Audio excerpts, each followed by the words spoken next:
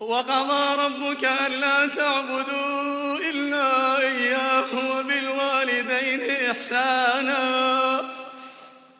إما يبلغن عندك الكبر أحدهما أو كلاهما فلا تقل لهما أف ولا تنهرهما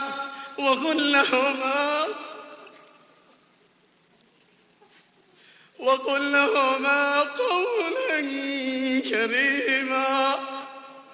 واخفض لهما جناح الذل من الرحمة وقل